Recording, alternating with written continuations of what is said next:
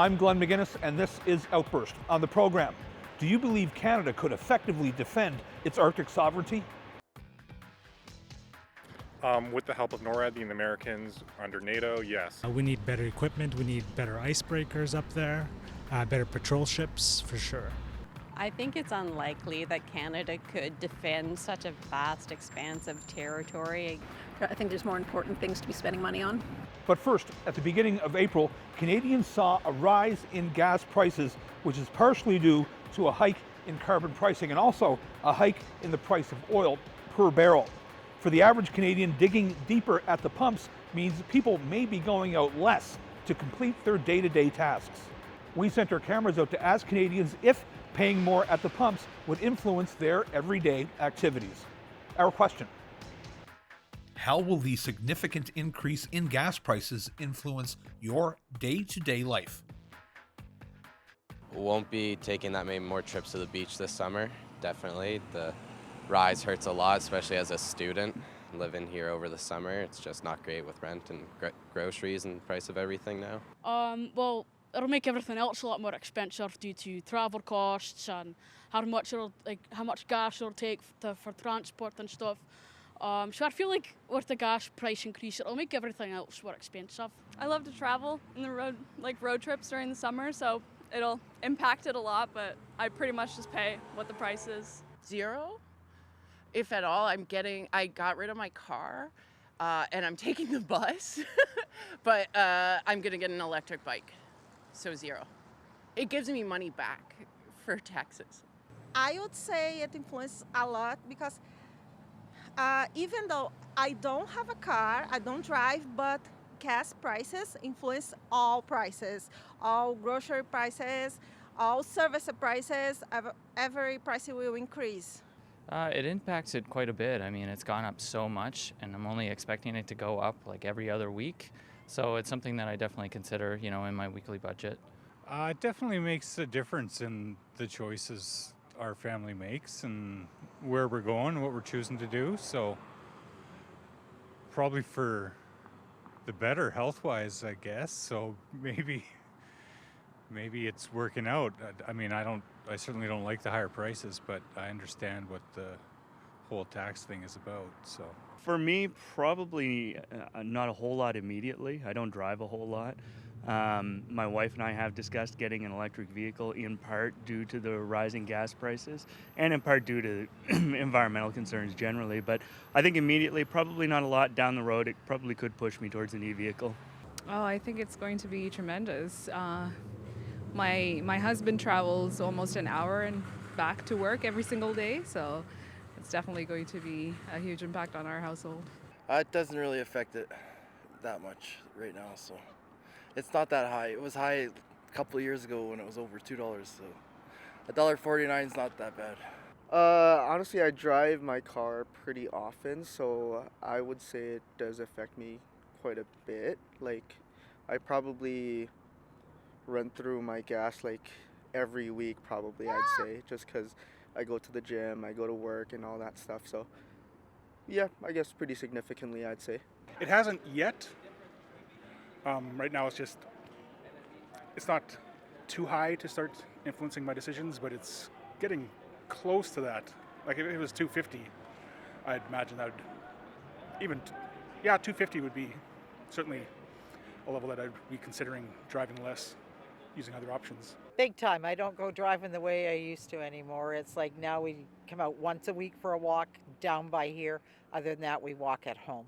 And I don't drive anymore. He doesn't drive. I do all the driving, and I'm license, but I just don't do it. And I'm not into paying that kind of price for gas to come for a walk down by the water. I'll just walk without the water. We're from Saskatoon, so originally, yeah. Yeah, I mean, like I said, I'm taking the bus more than taking my own car now. I want to drive it less. I want to use less money on gas as much as I can. But luckily for me, as a university student, we have it included with our tuition. But as far as other individuals who don't even have a vehicle and need to use it to commute all the time, that can be pricey at $88 a month as well. Oh, 100%. Like everything. I mean, being a university student, I don't have a full-time job, so having to pay for groceries, gas, rent, like things get very expensive, and when they hike the prices up, it definitely has an impact. Does it change your day-to-day decisions or what you choose to do? I mean, not overly. I don't do a whole lot that requires me to have to spend a lot of money. But yes, it does when I'm at the grocery store or even trying to get gas. I have to make sure I plan for more money. We're a two-car family, so I guess if we were really hard done by, we would be just driving one car type of thing. But no, it takes a little bite out of the budget, but so far so good. I put less gas in my car. So I don't do a full tank of gas, I'll do increments. So it could mean that I have to spend more time at a gas station because I'm not filling the car entirely. But you're still traveling the same amount, would you say? Yeah, I have to for work, yeah. Yeah. Anything to add? No, I just use the public transport, so yeah, nothing to add. It definitely influences mine. I have a bit of a commute to and from work. So it's definitely added cost consideration for myself. I agree. I think it's just one of those things where you have to fill up weekly, and sometimes I find myself choosing to work from home because I have a hybrid work arrangement instead of going into work because I don't want to pay for gas every week. It becomes kind of unaffordable. Basically they won't, because we live in the downtown core, so we walk a lot or we take public transit. We've rarely used our vehicle unless we absolutely have to. Anything you'd like to add, sir? No, I mean, just combined with the vehicle, and we have a small vehicle because that's all we need when we do get out and around and get on gas. So personally, it hasn't affected us too much. In the Arctic, the changing physical and geopolitical climate in that region has some wondering if that region, and the rest of Canada for that matter, has become more vulnerable. Defending the Arctic against a possible foreign occupation and Canada's ability to do so has lately been called into question. In the north, mineral and freshwater deposits are of course plentiful, but if another country questioned our claim to the region, could this country effectively protect it? We sent our cameras out with this question. Do you believe Canada can effectively defend its Arctic sovereignty? I'm more of a, one world, one nation kind of thing, so I'm not sure we need to be spending that much on that. It should be a little bit more of shared resources, I think there's more important things to be spending money on. No, I don't think so. They've neglected the armed forces for too long, so I don't believe that we can be an effective partner in defending the Arctic as it is right now. You think that's important? I think it's very important. I'm sure there are resources in that other countries would like to get their hands on. And if we can't defend it, then I guess it's all is lost. So we wouldn't let them come into our country. So no, I don't believe we can. And honestly, I don't believe the infrastructure is there to do so. It does require more investment. Do you think it's important or should be a priority?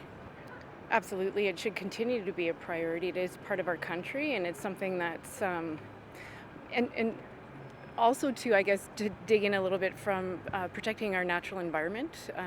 That aspect of it, we need to be able to control our borders, but we also need to be able to protect our natural environments, and we know more and more globally that's an issue, so we'd like to see better and stronger investments in that regard. I think that's going to be a struggle. There's so much happening in the world right now, and it's hard to have faith and hope that we will be able to do that. Do you think it should be a priority? Well, it certainly should be something that's on the top of most powerful people's minds, because that helps protect us. With the help of NORAD, the Americans under NATO, yes. As is on their own, very much no, not at all. I've thought about this since I was a kid, wondering when the Russians are just going to fly over top and get us. And I've always assumed the Americans will have our back. And I don't know that that's actually going to be the case for the foreseeable future. I'll see who wins the American election. But as far as I'm concerned, it's America who's going to protect us from Russia and, Arctic sovereignty related issues. Because as far as I don't know what the Canadian military's capabilities are or what our Arctic defense strategy is, but I don't know that Canada can take on Russia by itself, so that's a bit of a team effort. Canada itself, probably not realistically if we're talking about a Russian invasion, although we do have the, as a NATO state, there would definitely be quite a disincentive for Russia to make such an attack. Ukraine's obviously a neutral country, so they don't, hypothetically neutral country, they're not a member of NATO, so they don't quite have that assurance, whereas we do. So I think we'd be, I'm not too worried about that at the moment. I think with our good relationship with the United States, it would be quite the move. I just think there's more risks than reward. That's the million-dollar question, right? We definitely have to invest more in our Navy, in our military. We need better equipment. We need better icebreakers up there, better patrol ships, for sure. Oh, that's a tough question. I'm not sure. I really don't feel confident about it. I think we have to do more to protect that. Yeah, for sure. Any ideas? What? I'm not really sure. Do you have any ideas? I don't. I'm worried too, just by the size of our country and the countries who are kind of interested in that territory, China, Russia, and the U.S., to a certain extent. But so I don't know what we could do, but it is a concern. Pretty much with our alliances and everything, I think we'd be able to, but independently, no. So that would be independently, no, but with our public relations with other countries, yes. Yes and no. It's we have the capabilities of defense, but only limited because we're not a large country. We have the large land mass, but we don't have the population to really defend that land mass at full, like other countries with much larger population, much larger military. I think it's unlikely that Canada could defend such a vast expanse of territory against probably the sizable threats that exist around the world. It's a lot of Canada, and so we don't have the submarines to do it. We don't have the Navy to do it. We don't have a big enough Air Force to do it. The Russians, so the Americans are close to us in Alaska, so that's our best chance at defending it. I think that it's a big task to think about. It's pretty expensive to do it, and especially when we have our neighbors to the south who seem to be doing a pretty good job of that for us. I think that we've always kind of depended on having the United States to protect us on that.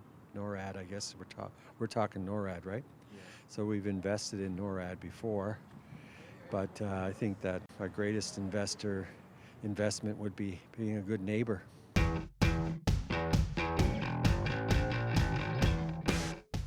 Who was the last Prime Minister born outside of Canada? Johnny MacDonald, Robert Borden, or John Turner? So MacDonald, Borden, or Turner? Ooh. See, I feel like it's a trick question, and it would be Johnny MacDonald. Because it's technically that was the original. Okay. But I might be. So MacDonald, Borden, or Turner? I'm going to say McDonald. I second his guess. Borden? MacDonald? Okay. MacDonald, Borden, or Turner? I would go with MacDonald. John A. MacDonald. Let's do Johnny MacDonald. I'm gonna go Turner. Me too. John Turner. Turner. Let's just guess that. I would say MacDonald. I was going to say John Turner. The answer, John Turner. Oh. Good for you. Golf claps. Absolutely. Well. In total, 4 Canadian Prime Ministers were born outside of Canada. The first was Sir John A. Macdonald, followed by Alexander Mackenzie, Sir Mackenzie Bowell, and John Turner, the last Canadian Prime Minister to hold that distinction. John Napier Turner was born in Richmond, Surrey, England on June 7, 1929. Following the death of his father in 1932, his Canadian-born mother moved the family to British Columbia. John Turner was Canada's 17th Prime Minister between June and September 1984. In the recent Liberal budget, Federal Finance Minister Chrystia Freeland announced more than $50 billion in spending over the next 5 years. Much of that money will, of course, go to things like housing, healthcare, and dental care, just to scratch the surface. But as much as spending sounds like good news, critics will point out that it could affect the deficit and also have an adverse effect on inflation, which many Canadians don't need right now. So we sent our cameras out with this question. Do you think more than $50 billion in spending over the next 5 years in the federal budget is too much? Yeah, I would say so, especially with rising interest rates, the deficits, the government debt. I think the only way to pay that down is either through increasing taxes or cutting services, right? So that's the decision that has to be made. It's a tough decision. I mean, I don't envy the people who are making those decisions, but yeah, I would say need a little bit more prudency, that's for sure. I feel like it might be too much. I mean, just with inflation, trying to get that under control and the government pouring that kind of money into the economy is a little concerning. I'm all for programs, but maybe a more balanced approach. I think it's maybe too much. I think it's a little too much. I understand that during the pandemic they had to put money into the economy and into people's hands in order to get people to spend money. And it was a worldwide pandemic. It wasn't just us, but the current budget, I think, is a little too much for what we can afford right now. And it just raises our interest on our debt, and we have to pay for that. And I'm just feeling like it's a little too much right now. We're like, since COVID, since, we tried to make sure people still got paid when they had to stay at work, or for those who couldn't work from home, I feel like the idea of it just seems like a permanent thing that we have a massive deficit. Like, there's no escaping that. I mean, $50 billion is maybe irresponsible. I don't know. But I think that we're way past the era of ever not having a massive deficit. I would really have to get a breakdown on what that spending is exactly being invested in, because I just don't know. So in terms of what the actual impact of those investments are having on the community, social programs, Canadians in general, I don't really have a solid answer for you. I think it would really depend on what's the success rate of those investments, and are they doing it proportional to where the need is. Okay, anything to answer? Well, my take would be that we need to focus on, I think oftentimes we look at costs and budgeting from a standpoint of a zero-sum game. Problem is really, we lose a lot of money every year because due to tax loopholes, tax havens that are exploited. I mean, we saw the Pandora Papers revealed a lot of money that Canada has lost over the years. So I think if we start, bringing in more of that, more revenue, by shoring up those loopholes a bit, I think we can start to really effectively budget a bit better. So I don't necessarily, I think there's more solutions than just austerity, just saying cut healthcare, cut this and this. So that would be my take. It all depends on what it's being spent on, and is it beneficial to reducing prices or or increasing the money into the people's pockets, because more spending cash means better economy. Right now people are struggling. I think that there's a lot of things that could be fixed, and I think as long as you're putting the money in the right place and you're getting a good return on investment, that's kind of the way to go. What that looks like, no idea, but I think 50 billion just as a bare number to say is that too much really is going to depend on where it's going. Depends what it's going to. If we can invest in our economy and get that back on track, then I think it's the right call. But if it's just going to waste, then why? Where's the point? That depends, what is that 50 billion going towards? Is it going towards a good cause, ending hunger in Canada or ending homelessness? It all depends on what that money is being put towards. Tenable, but at the same time, you need to invest in the economy, so it's a balance, we need to just see that very the right balance, and depending on that. Well, I think no, 50 billion over 5 years, honestly, what it does is it provides a bit of security to understand where our dollars are going, and that investment of within the people, I think that's an important aspect. So yeah, with the cost of inflation and the rate of inflation, honestly, there is some relief needed. So Yeah, I'd like to maybe understand a little bit more of where the dollars are going, but quite frankly, rate of inflation, we do need more spending for our communities. I believe in social spending. You know, you're going to pay for it one way or another, and so I would rather see spending on the front end of problems and not the back end of problems. I don't know a lot of details in terms of what that budget covers. It does seem like an awful lot of money, although I'm hopeful that whatever they're planning to spend, it's in the right places. It depends on the subject. There's a lot of areas that need money and there's a lot of areas that are overinflated. For example, I think there's a lot of money that needs to go back to the military, but it's a lot more than $50 billion and we don't even got that. I think they just need to prioritize where they are allocating their funds at. They really do need to take a look at deficit spending across the board and just take a look at spending across all aspects and just really try and control and curb and get the deficit under control. I believe that it is because I want to know where our money is going, right? As a Canadian citizen and as an Indigenous person, I feel like that our money should be handled productively and responsibly, right? According to the Insurance Bureau of Canada, back in 2022, more than 100,000 cars were stolen in this country, with the bulk of them being in Ontario. That averages out to roughly one every 5 minutes or so. The result has been insurers paying billions in claims and Canadians having to pay more for coverage. Thieves are becoming more brazen, and finding a way to stop or even slow things down is becoming more difficult with each passing year. And many feel there's no one solution to the problem. So we sent our cameras out to find out what solutions you may have. Our question: what needs to be done to decrease auto theft in Canada?